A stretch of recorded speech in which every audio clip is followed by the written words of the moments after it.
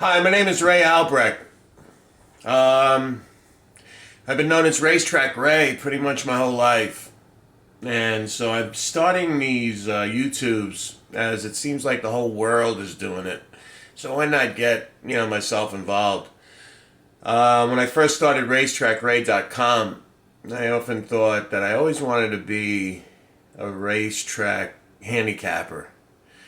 And when I was 12 years old, I wrote a letter to the Daily News. I was 14 years old. Wrote a letter to the Daily News where I wanted to be a handicapper for Bill Gift, I think his name was. Sorry if I can't remember his name, but he was an old Gaffney or something. He was an old-time handicapper. So that name was given to me by a guy named Tommy McNamara. Tommy McNamara is, or was, head clown in the Barnum and Bailey Circus in New York City, or actually in the United States. Didn't know he was head clown until I met this girl in 1980 when I was in college, and I went into her room and I found that she was into clowns. She had clown apparel all over her room in college. And I said to her that I had a friend of mine named Tommy McNamara that was a clown, or went to clown school. I don't know whatever happened to him. But then she lost her mind. She actually comes to me screaming, "You know Tommy McNamara?" "Yeah, I know Tommy McNamara. Why?" "He's the head clown of Barnum and Bailey Circus." I'm like, okay. I've only grown up with Tommy. Tommy McNamara was the man who gave me the name Racetrack Ray, because I used to walk around with the racing form all the time. Tommy also used to borrow my 8mm camera, or a Super 8 camera, in which he would do filming, one of which was taking a mannequin from Woolworths at the 5 a dime on Broadway, 230th Street in Broadway. And one film with him and Jerry O'Toole, they threw the mannequin off the top of the building, and it fell right in front of this old lady who had a shopping cart. Those old tight shopping carts where you pulled them from behind.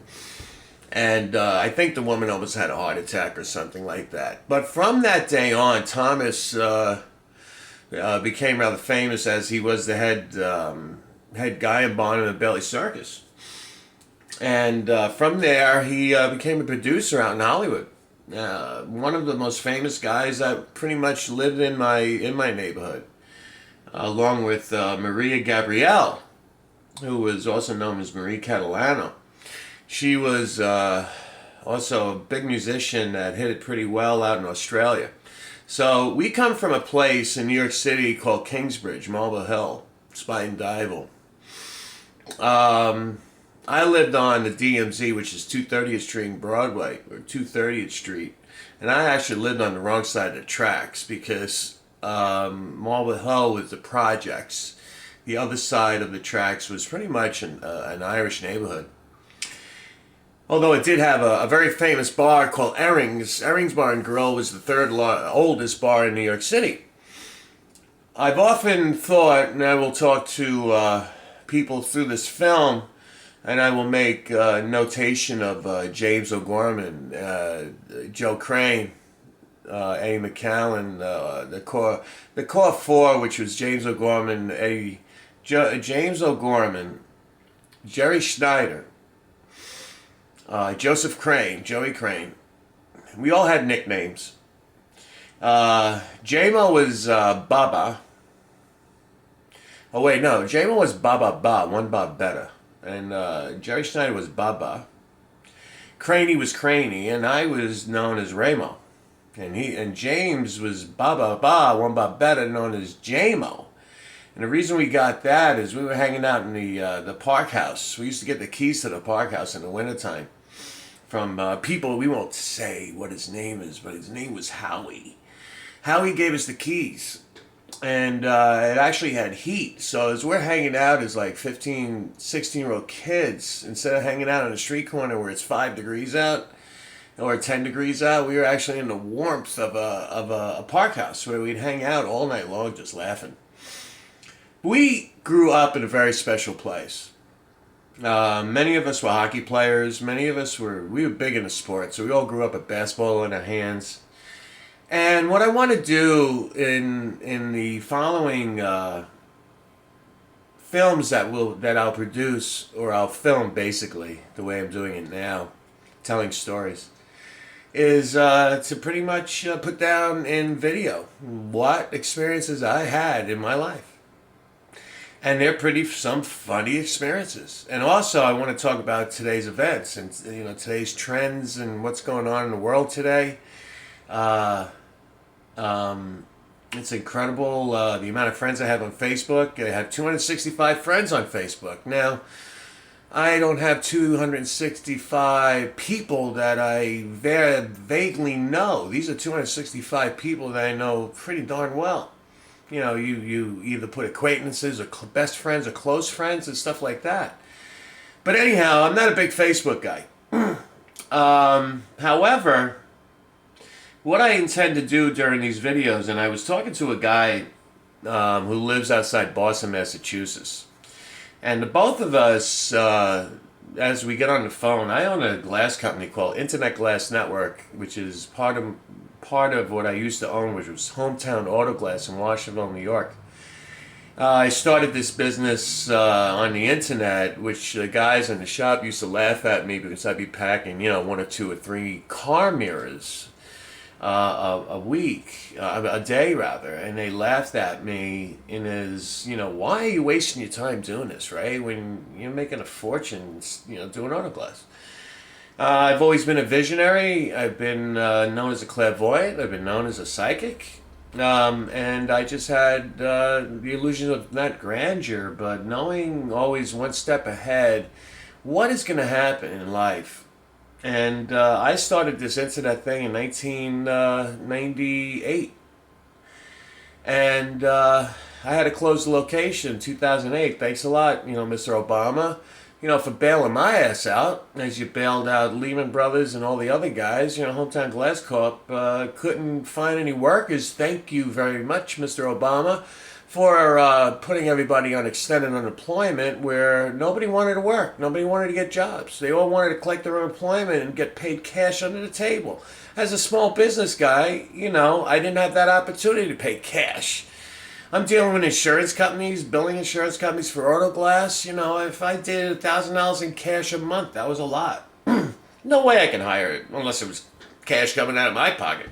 But I'd like to thank you, President Obama, for screwing up my industry by allowing the insurance companies doing whatever they did. But that's not your fault, Mr. Obama. That was Mr. Bush's fault by fixing the McCarran-Ferguson Act so that the banks could do insurance and the insurance companies could do banking.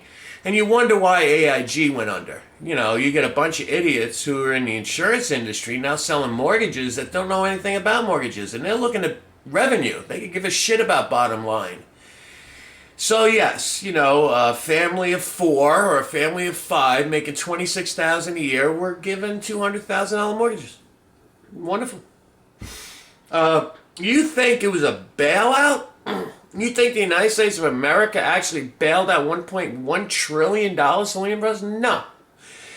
I have $100,000 in my, I have $100,000 in my pension fund that, I'm doing myself through Ameritrade and basically collecting 1% interest and making trades here and there. But anyhow, what happened is if I had a Vanguard fund and the Vanguard fund had $100,000, how was it bailed out? Well, we had a nice little correction in 2008 where that $100,000 now is only worth $45,000. Okay, similar to the crash in 01,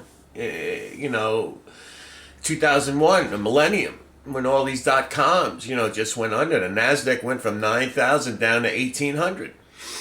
It all came out of our pockets, Mr. Obama. You didn't bail out shit. Nobody bailed out anything.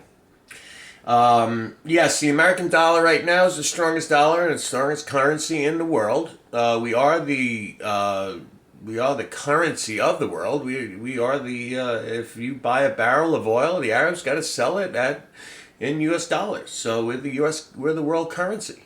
We took that away from the Brits after we got rid of the gold standard. I think in '74. Good story. How many times have I almost made it in my life? Whereas my brother is getting married. He's going to Switzerland for his honeymoon. I had a paper out. I was dealing weed. Well, okay. Not really. Doing good at the racetrack. I was I don't know, but I accumulated about $7,000, in which I wanted to give to my brother. I was delivering the Daily News, and I read in the Daily News something about us getting off the gold standard. Now, as a 16-year-old kid, a little, well, actually, at that time, yeah, about 16, 17, I then said to my brother, do me a favor, take $7,000, go to Switzerland, and buy me gold bullion, which people in the United States couldn't own. We couldn't own gold. We couldn't have anything more than 14 karat, if I recall. We couldn't own coins. We could have jewelry. Jewelry couldn't be more than 14 karat or 18 karat or something of that nature. And so anyhow, I'm thinking to myself,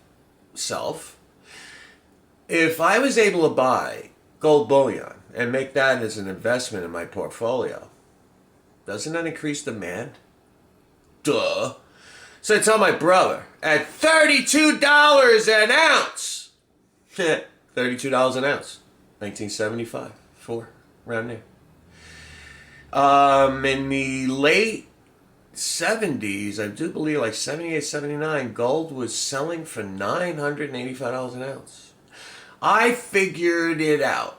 I would have had $372,000 on my account, and I would have been 19, 20 years old while I was going to college. But anyhow, again, my name is Ray Albrecht, other known as Racetrack Ray. This is my first YouTube video, and as far as what I am doing, I'm going to post daily and or weekly, where you can follow chronologically. I might get into some stories, pertaining to my life and pertaining to the world events.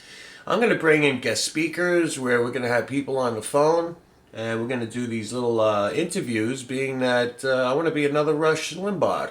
The only difference is I don't want to take OxyContin. But there's this guy I got to meet. We're going to talk. I got to get him on a conference call one day, if we can even get a connection with some form of video chat situation. I could figure that out. This guy's a pisser. Him and I, when we get on the phone, we don't shut up, and we come up with these stories and ideas that we've said to each other that we should be talk show hosts. And I told him that he should get a radio station somewhere in Boston, like WQRZ, 1650 on the AM dial, and do something. So I'm thinking that I'm going to use this YouTube thing as a way of kind of getting the word out in what Racetrack Ray is seeing in his life, and Racetrack Ray, myself, Ray Albrecht, has endured in his life, and the things that go on in life, which hopefully for everybody it is fun. So anyhow, my first YouTube, just want to say hello, wanted to introduce myself. You will, if you subscribe to my channel, I guess, I got to figure all this stuff out. I will be giving a lot of advice to people, and they will be titleized, in which people can index.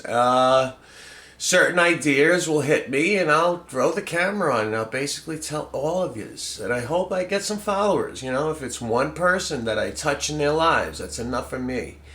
Being that everybody should touch someone's life in some way, as you guys watch me on film, which I can't stand my own face on film. I want to do this. So anyhow, thank you very much for watching my first YouTube. I don't know how long it was, 7 minutes, 2 minutes. There's no editing on this one.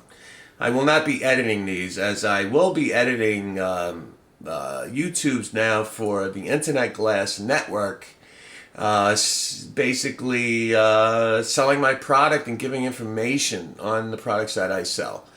I got yelled at this morning for not doing a YouTube on the installation of a specific product.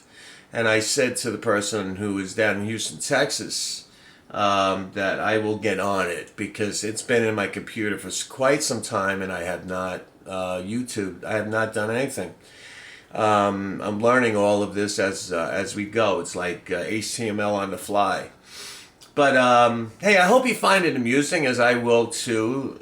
There'll be my good days and my bad. I'll be bitching one minute and laughing the next. But anyhow, born and raised in Kingsbridge, Marble Hill. It was a special place. It was a special place. People have no clue the fun we had as kids. New York City was our playground, and I will be sharing those experiences with everybody. As my friends will probably look on these YouTubes and laugh at me, say, Raymo, you're all wrong. You don't know what the hell you're talking about. Well, you know something? Do your own YouTube. But anyhow, I want to thank you all. I just wanted to introduce myself and let everybody know that I'm on the attack. I'm here, and I will be here 24/7, 7 days a week. But these videos will be done whenever I like it because it's a free medium, and I want to get the word out. And I hope you can hear it. And I'm going to have to come up with some ending slogan, huh? Let me think about that. Tell you what, why don't you, if you watch this film, you know, how the World of News Report, you know, making the news and whatever, come up with an idea for me to end my show every day where I say this slogan, okay? That's your job now. So I'm going to put this on the YouTube. It probably will get no hits, but if it does, do please make a comment. I know you can make comments on these YouTubes, and please do, okay? And I want to know what my the job is. I want to know what my slogan is as I end these videos, okay? So listen, it is February 1st, 2016, as a time date. And everybody have a great day. It's 45 degrees out right now. Nice day. I got my dog on a leash in the backyard. She's loving it. She's hanging out in the grass. This has been one crazy winter. Last year it was -5. We had a record high temperature in New York City. In the month of December, it was 58 degrees, the average temperature. It beat the record by 7 degrees. Something like 1930. It was 51 degrees average temperature in New York City. I remember days in December it was 70 degrees. We could have played golf. And then the year before, we were running into ice castles. It was crazy. But anyhow, listen, have a nice day, and keep it on, keep it on. I guess that's my slogan for now. But be good and be bad, be different, but be there. Thank you very much. Talk to you later.